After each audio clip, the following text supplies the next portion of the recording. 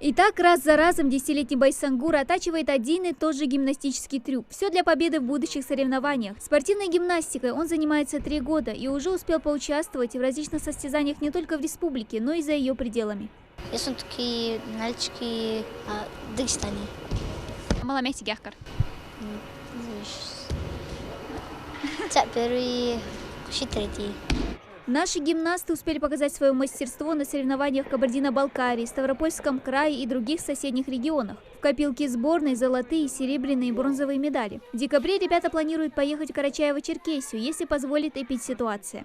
Мы знаем, что в Карачаево-Черкесии по плану у них идет взрослые разряды, а из юношеских разрядов идет первый юношеский. У нас есть ребята, которые выступают по первому юношескому разряду, их несколько.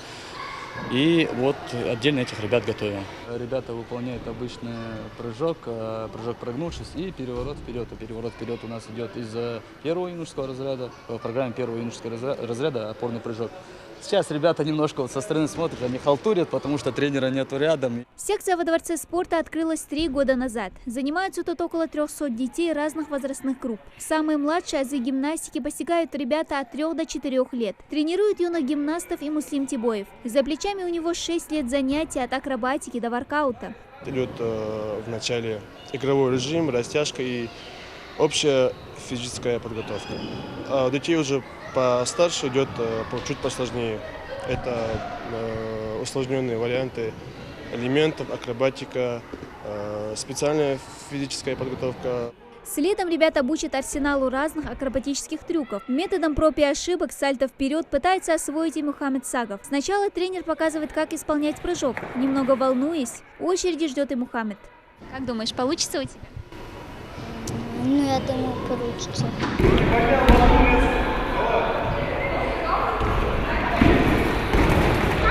Упорством мальчика приятно удивлены и случайные зрители – Людмила и ее дочка Вика. Женщина пришла посмотреть, как проходит первый день тренировок у 2 сыновей – Ярослава и Владислава. В наш регион они переехали недавно, из Нальчика. До этого мальчики год занимались спортивной гимнастикой.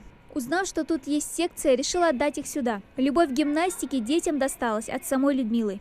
Я как бы с детства мечтала тоже спортсменкой стать.